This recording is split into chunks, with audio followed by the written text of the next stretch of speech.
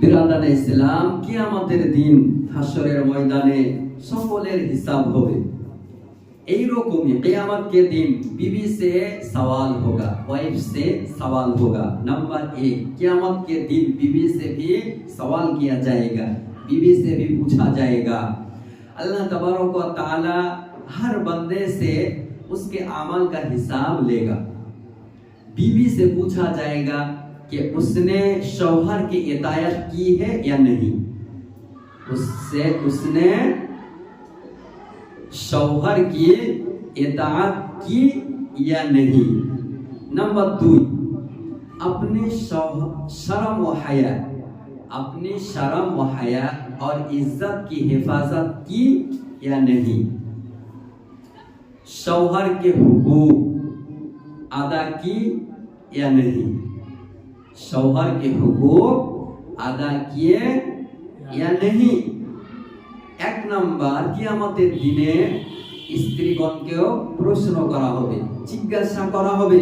আল্লাহ তাবারক ওয়া তাআলা প্রত্যেক বান্দার হিসাব নেবেন। ওই রকমই স্ত্রীগণ, বিবিগণদেরও হিসাব নেওয়া হবে। তাকে জিজ্ঞাসা করা হবে সে নিজের স্বামীর আনুগত্য করেছিল কি করেনি, সে স্বামীর ইত্তেবা করেছিল কি করেনি, এবং নিজ শরম, হায়া, ইজ্জত, সম্মানের হেফাজত করেছিল কি করেনি। नंबर 5, शौहर के हुकूक अदा किए या नहीं, স্বামীর হক আদায় করেছিল কি করেনি। नंबर 6, घर की जिम्मेदारियां ईमानदारी से पूरी की या नहीं, বাড়ির যত তার উপর দায়িত্ব ছিল সেগুলো পূর্ণ করা হয়েছে না হয়নি। शौहर के माल और राज की हिफाजत की या नहीं, স্বামীর ধন সম্পদ দৌলতের সুরক্ষা করেছে কি করেনি, এবং তার সঙ্গে যে রাজ, যে লুকায়িত কথা বলেছে সে সম্পর্কে তার লুকায়িত কথা লুকিয়ে রেখেছে না লোকের সামনে ফাঁস করে দিয়েছে, এ সম্পর্কেও স্ত্রীগণকে জিজ্ঞাসা করা হবে।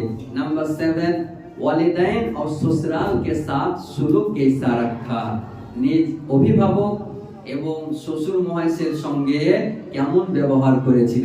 আজকাল আমাদের ঘরের মা বোনেরা শ্বশুর বাড়ি যাওয়ার সঙ্গে সঙ্গে তার চেহারা বদলে যায়, মা বাবার সঙ্গে আলাদা ব্যবহার, শাশ শ্বশুরের সঙ্গে আলাদা ব্যবহার করে। এই সম্পর্কে কিয়ামতের দিন জিজ্ঞাসা করা হবে। এবং আরো জিজ্ঞাসা করা হবে দিন কে হাকাম पर আমল কিয়া ইয়া नहीं, দিনের সমস্ত হুকুমের উপর আমল করা হয়েছিল না হয়নি। हर औरत अपने हर कौल और फेल का जवाब अल्लाह के सामने देगी। अगर जवाब सही होगा तो उसको नजात मिलेगी और ना नहीं। যদি মহিলারা ঠিকমতো নিজ জীবন যাপন শরীয়ত মোতাবেক করে তাহলে আল্লাহর নিকটে তারা পুরস্কার হিসাবে জান্নাত তাদের জন্য রাখা হয়েছে। আর শরীয়তের বিপক্ষে যদি চলে তাহলে তাদের জন্য জাহান্নাম রয়েছে।